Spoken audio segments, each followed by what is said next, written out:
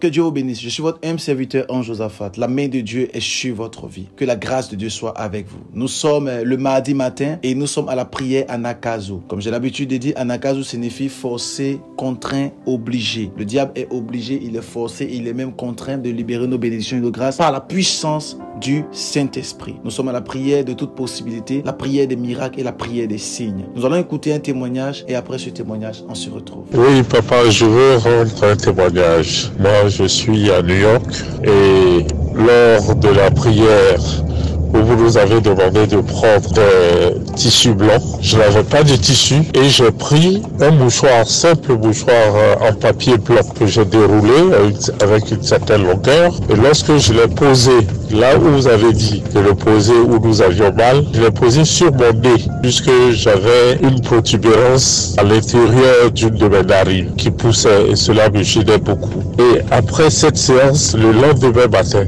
j'ai commencé à sentir que cette protubérance a commencé à disparaître et aujourd'hui, elle a disparu. Cependant, j'ai encore des difficultés pour respirer par rapport à cette narine et j'aimerais que vous priez pour moi. Sinon, cette protubérance a disparu, papa. Je l'avais depuis plus de 15 ans. 15 ans, je dis bien 15 ans. Que le nom du Seigneur soit béni à travers vous, papa. Merci. Waouh, quel témoignage extraordinaire et surnaturel pour la gloire de Dieu. Et je crois en ce que le Dieu que nous servons est un de puissance. Toi également, tu témoigneras de la puissance du Saint-Esprit. Écoute ce message qui nous fera beaucoup de bien. Alors, nous sommes sur un séminaire sur neutraliser les malédictions par la fidélité à Dieu. Et hier, nous avons compris des choses très fortes et très puissantes au travers de ces choses. Nous voulons continuer encore par rapport à ces choses par la puissance du Saint-Esprit. Je vous avais dit hier qu'il y a plusieurs sortes de malédictions qui peuvent se manifester dans le monde dans lequel nous sommes. Je vous ai fait comprendre qu'il y a des malédictions qui ont attrait avec la famille. Il y a des malédictions qui ont attrait avec le territoire. Il y a des malédictions qui ont attrait avec le sol. Il y a des malédictions qui ont attrait avec des personnes, des amitiés. Souvenez-vous, Genèse chapitre 3 à partir du verset 16, Dieu décide de maudire la femme et il lui dit que tu enfanteras avec douleur. Et suite à cette parole, vous allez vous rendre compte que même au 21e siècle, si une femme veut enfanter, elle enfantera avec douleur. Malgré que la malédiction a été prononcée il y a de cela des décennies, des siècles et même des années. Dieu a dit à l'homme, tu mangeras à la sueur de ton front.